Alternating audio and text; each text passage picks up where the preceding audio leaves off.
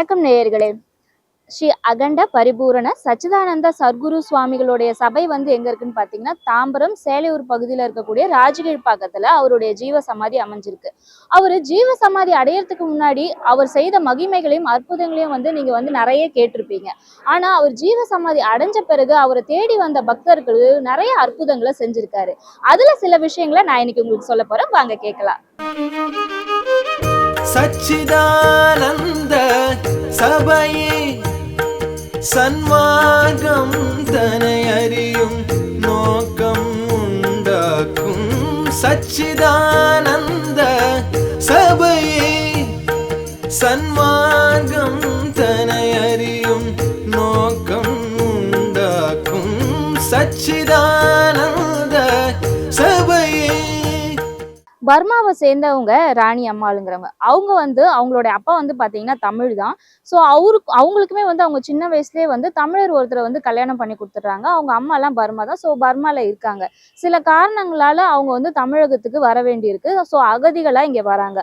வந்தவங்க வந்து மேடாவுக்கு பகுதியில வந்து அகதிகளாவே இருந்திருக்காங்க. ஸோ அப்போ இங்க வந்து ஜீவ சமாதி, அதாவது சச்சிதானந்தரோட ஜீவ சமாதி வந்து இந்த மாதிரி நடக்குது, ஏதோ ஒரு கூட்டம் நடக்குது, என்னன்னு அவங்களுக்கு தெரியாது, ஏதோ நடக்குதே, இராணுவத்துல இருந்துலாம் நிறைய பேர் வந்திருக்காங்களே சொல்லிட்டு அவங்க வந்து பார்க்க வந்திருக்காங்க. வந்தவங்களுக்கு அன்னைக்கு அங்க நடந்த அதிசயங்கள் வந்து அவங்களுக்கு ரொம்பவே ஆச்சரியமா இருக்கு. ஆக்சுவலி அதை பத்தி நாங்க முன்னாடியே சொல்லியிருக்கோம் என்ன நடந்துச்சுன்ட்டு. ஸோ இவங்களுக்கு வந்து அதை பார்க்கும்போது ரொம்பவே ஆச்சரியமா இருந்தது. அதுக்கப்புறமா தொடர்ந்து வந்து சுவாமிகளை வந்து பார்க்கறதுக்கு வந்திருக்காங்க. அவங்களுக்கு வந்து தொடர்ந்து 7 பெண் பிள்ளைகள். பையன் வேணும் பையன் வேணுங்கிறது அவங்களுடைய ரொம்ப பெரிய ஆசை. ஆனா அவங்களுக்கு வந்து பையன் பிறக்கவே இல்லை. அவங்க ஹஸ்பண்டுக்கு வந்து அதனால என்ன சொல்றது, அவங்களும் பையன் வேணுங்கிற எண்ணத்துலதான் இருந்திருக்காங்க. இவங்களுக்கு அதனாலே மன வருத்தம். ஸோ என்ன பண்றதுன்னு தெரியாம இவங்க வந்து இந்த கோயிலுக்கு தொடர்ந்து வர ஆரம்பிச்சிருக்காங்க. எட்டாவதா அது கிட்டத்தட்ட ஒரு 5 வருஷம் கழிச்சு ஒரு குழந்தை நிக்குது. அதுவும் பெண்ணா பிறந்துட்டா உன்னை விட்டுட்டு போயிடுவேன் அப்படின்னு அவங்க ஹஸ்பண்ட் வந்து சொல்லியிருக்காங்க. ஸோ பயத்திலே வந்து அந்த டெலிவரி நடக்கும்போது பையனா இருக்கணும்னு அவங்க வந்து சச்சிதானந்தரை வந்து முணங்கிட்டே வந்து டெலிவரி அப்போ வந்து பேசியிருக்காங்க.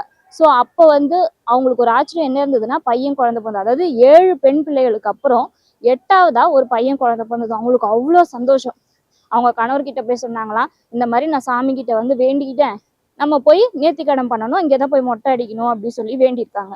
ஸோ அதை வந்து அவர்கிட்டயும் சொல்லிட்டு கூட்டிட்டு வந்திருக்காங்க. கூட்டிட்டு வரும்பொழுது கரெக்டா அங்க ஒரு சொற்பொழிவு நடந்திருக்கு. என்னன்னு பாத்தீங்கன்னா, ஆண் பெண் 2 பேருமே சமம், எந்த குழந்தை பிறந்தாலும் ஏத்துக்கணும் அப்படின்ட்டு. அதாவது அவங்க கணவருக்கு வந்து புத்திமதி சொல்ற விதமா அன்னைக்கு வந்து அது அமைஞ்சிருக்கு.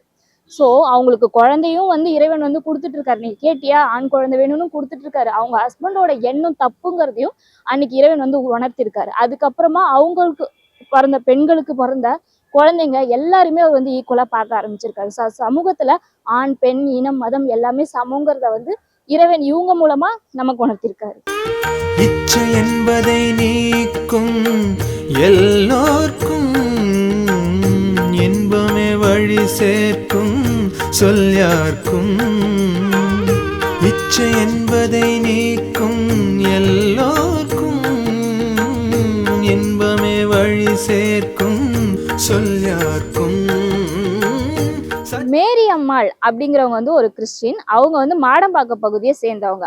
அவங்க வந்து எப்பவுமே வந்து மாடம்பாக்கத்துல பஸ் ஏறி தாம்பரம் போய் இறங்குறது வழக்கம். நெடுவுல ராஜகீழ்ப்பாக்கத்துல இந்த கோயில் வந்து ஏதோ ஒரு விசேஷமா இருக்கே அப்படின்னு சொல்லிட்டு பார்த்துட்டு போறதும் வழக்கம். அவங்க வந்து பாத்தீங்கன்னா பிரைவேட் கம்பெனில வந்து வேலை செஞ்சுட்டு இருக்காங்க. அக்கௌண்ட்ஸ் டிபார்ட்மெண்ட்ல வந்து அவங்க இருக்காங்க. எப்பவுமே ரொம்ப சிறந்த உழைப்பாளி. பட் அவங்களுக்கு வந்து என்ன சொல்றது, அவங்களுடைய வேலையில வந்து அவங்களுக்கு முன்னேற்றமே இல்லை. அவங்களுடைய வேலை எல்லாமே கூட வேலை பார்த்துட்டு இருந்தவர் வந்துட்டு தான் செஞ்சதா சொல்லி ப்ரமோஷன் எல்லாமே வாங்கிட்டு இருந்தாரு. அந்த விஷயமும் அவங்களுக்கு தெரியாது. இது ஒரு பக்கம் இருக்கட்டும். இப்ப இதுல என்ன அதிசயம் நடந்தது அப்படின்னு பாத்தீங்கன்னா, இவங்க வந்து டெய்லி இந்த ராஜகீழ்ப்பாக்கத்தை கடந்து போகும்போது, என்னடா இந்த கோயில்ல இந்து முஸ்லிம் கிறிஸ்டின் எல்லாருமே இருக்காங்க, அன்னதானம் நடக்குது, இது என்ன கோவிலா இல்ல ஆசிரமமான்ற ஒரு சந்தேகத்திலே பாக்குறாங்க. அவங்க சந்தேகத்துல பார்த்தது பக்கத்துல இருந்த மூதாட்டிக்கு தெரிஞ்சுதா என்னன்னு தெரியல.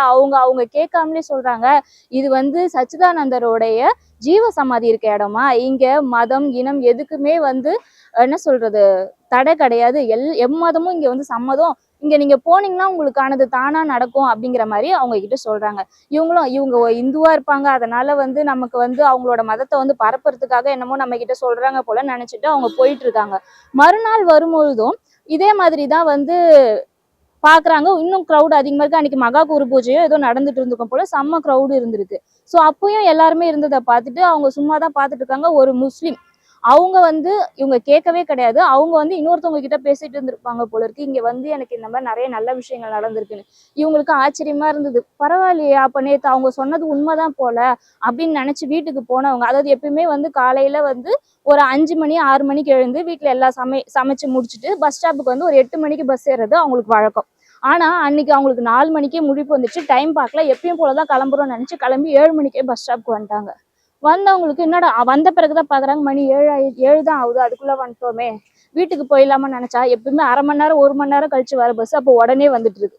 சரி பஸ் வந்துச்சு, நம்ம ஏறி போவோம் சொல்லிட்டு ஏறிட்டு இருக்காங்க. சரி சீக்கிரம் தான் வந்துட்டோமே, நம்ம சர்க்குரு கோயிலுக்கு போயிட்டு தான் வருவோமே, நமக்கும் முன்னேற்றம் இல்லை, சம்பளம் ஏறல, வீட்டுல கஷ்டம் இருக்கு, சும்மா போயிட்டு வருவோம் அப்படின்ட்டு அவங்க வந்து வந்திருக்காங்க. வந்து எதுவும் வேண்டிக்கலாம் இல்லை, வந்து சாமியை கும்பிட்டுட்டு சுத்தி வனம் வந்துட்டு அப்போ வந்து தியானம் நடந்துட்டு இருக்கு. ஸோ தியானத்துல உட்காந்துட்டு இருக்காங்க. உட்கார்ந்தவங்களுக்கு டைம் போனதே தெரியல. ஆஃபீஸுக்கு லேட் ஆயிடுச்சு. கண் திறந்து பார்க்கும்போது ஐயோ இங்கே 10 மணி ஆயிடுச்சு, நம்ம 10 மணிக்கு ஆஃபீஸ்ல இருக்கணுமேன்ட்டு அறக்க பறக்க போய் 12 மணிக்கு போய் சேர்றாங்க. ஆனா லேட் ஆயிடுச்சே, இங்க வந்ததுனால தான் லேட் ஆயிடுச்சேன்ட்டு புலம்பினே போனவங்களுக்கு அங்க ஒரு ஆச்சரியம் இருந்தது. என்னன்னா இத்தனை நாள் இவங்க செஞ்ச வேலையை இன்னொருத்தர் வந்து தான் செஞ்சதா சொல்லி ப்ரமோஷன் வாங்கினாரு இல்லையா, அவர்கிட்ட அவங்களோட ஓனர் வந்து பாத்தீங்கன்னா வேலை வந்து பண்ணி கொடு, இந்த அக்கௌண்ட்ஸ் வந்து முடிச்சு கொடுன்னு கேட்டிருக்காங்க. ஆனா அவருக்கு வேலை தெரியல. ஸோ அவருக்கு தானா தெரிஞ்சிட்டு இருக்கு, இதை இத்தனை நாள் இவர் பண்ணல, இவங்க தான் பண்ணியிருக்காங்கன்னு சொல்லிட்டு. ஸோ அப்பதான் அவங்க புரிஞ்சுக்கிட்டாங்க, நம்ம லேட்டா போனது தப்பு கிடையாது, இறைவனோட அருள் தான். நம்ம இன்னைக்கு சீக்கிரமா எழுந்து சீக்கிரமா கோயிலுக்கு வந்ததும் அவரோட அருள் தான், நம்ம லேட்டா இங்க ஆபீஸ்க்கு வந்ததால நமக்கு ப்ரமோஷன் கிடைச்சதும் இறைவனோட அருள் தான் புரிஞ்சுக்கிட்டாங்க. சடம் நிலை என தெரிந்தீர் சம்சாரம் தனகனமென உழன்றீர் சுழன்றீர். சடம் நிலை என தெரிந்தீர் சம்சாரம் தனகனமென உழன்றீர் சுழன்றீர். கனகம்பட்டியில இருக்கக்கூடிய எல்லா மக்களுக்குமே வந்து தெரியும், கனகம்பட்டிக்கு வந்த முதல் சர்க்குரு வந்து சச்சிதானந்தர் அவர்கள் தானே. அங்க இருக்க முக்காவாசி பேரு சச்சிதானந்தர் அவர்களுக்கு வந்து அன்பர்களா இருக்காங்க. ஆனா அந்த ஊர்ல இருக்க ஒரு குடும்பத்துக்கு, அதாவது செல்வமணிங்கிற குடும்பத்துக்கு வந்து புதுசா ஒரு பெண்மணி வந்து வராங்க, அதாவது கல்யாணம் பண்ணிக்கிட்டு வராங்க. ஆனா அவங்க கல்யாணம் பண்றதுக்கு முன்னாடி சில விஷயங்களை மறைச்சிடுறாங்க. அதாவது தனக்கு நீர்க்கட்டி இருக்கு, இந்த மாதிரி தொடர்ந்து ஒரு 6-7 மாசமா பீரியட்ஸே ஆகல, எனக்கு குழந்தை பிறக்கிறது கொஞ்சம் இஷ்யூ இருக்கு அப்படிங்கிற விஷயத்தெல்லாம் அவங்க சொல்லாமலே திருமணம் பண்ணிட்டு வந்துடுறாங்க. வந்தவங்களுக்கு என்ன பண்றது ஏது பண்றதுன்னு புரியல. அப்பதான் கேள்விப்படுறாங்க, இந்த மாதிரி நிறைய பேர் வந்து இந்த கோயிலுக்கு போய் நிறைய நல்ல விஷயங்கள் நடந்திருக்கு, குழந்தை வந்து அவங்களுக்கு கிடைச்சிருக்கு, ஆண் வேணும் பெண் வேணும் வேணும்னவங்களுக்கு எல்லாம் வேண்டாம்லயே கிடைச்சிருக்கு. அவங்களோட மனக்கவலையை புரிஞ்சுக்கிட்டு கேட்டுட்டு சரி நம்மளும் போய் பார்ப்போமேன்னு கனகம்பட்டியில இருக்க சச்சிதானந்தருடைய சபைக்கு வந்து போயிருக்காங்க.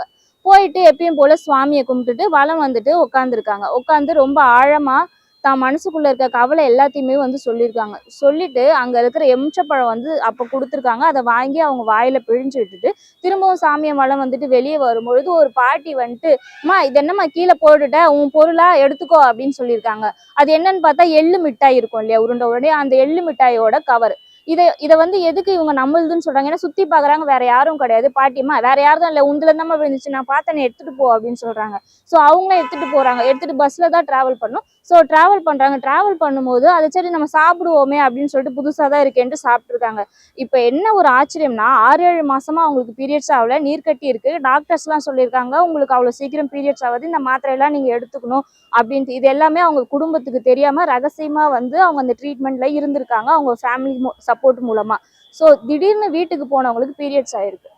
ஆச்சரியமா இருந்தது. அதாவது பீரியட்ஸ் ஆனாலுமே குழந்தை நிக்காதுன்னு சொன்னவங்க பீரியட்ஸ் ஆனதுமே அவங்க லைஃப்ல வந்து இணைஞ்சிருக்காங்க. அதுக்கப்புறம் குழந்தையும் 2-3 மாசத்துலயே நின்றுட்டு, அதாவது அந்த பீரியட்ஸ் ஆன அந்த டைம்லயே வந்து 40வது நாள் போய் பாக்குறாங்க, அவங்க பிரெக்னெண்டா இருக்காங்க. அவங்களுக்கு உண்மையாவே ஆச்சரியம். அவங்க வெளியவும் சொல்லலை, இந்த மாதிரி நான் கோயிலுக்கு போனேன், எள்ளு மிட்டாய், அதாவது எலுமிச்சப்பழம் சாப்பிட்டதாலயா இல்ல அந்த எள்ளு மிட்டாய் சாப்பிட்டதால இந்த மாதிரி பீரியட்ஸ் ஆயிருக்கலாம் சிலர் சொல்லலாம். பட் அது வந்து எப்போ எந்த நேரத்துல நடந்தது, யாரு கொடுத்தாங்க அப்படின்னு இருக்கு இல்லையா. ஸோ இதெல்லாம் சாப்பிட்டாலுமே சிலருக்குலாம் ஆகாது. நம்ம நடைமுறை வாழ்க்கையிலே பாக்குறோம், எத்தனையோ பெண்களுக்கு வந்து நீர்க்கட்டிங்கிற ஒரு பிரச்சனை வந்து இருக்கு. இந்த மாதிரி எவ்வளவா என்ன சொல்றது வைத்தியங்கள்லாம் பண்ணாலுமே ஆக மாட்டேங்குது. ஆனா இந்த கோயிலுக்கு போய் இந்த விஷயம் அவங்களுக்கு நடந்தது ரொம்ப ரொம்ப ஆச்சரியமா இருந்தது. ஸோ அதுக்கப்புறமா தான் அவங்க குடும்பத்திலயும் அவங்க கணவர்கிட்ட சொல்றாங்க, இந்த மாதிரிங்க என்னை மன்னிச்சிருங்க.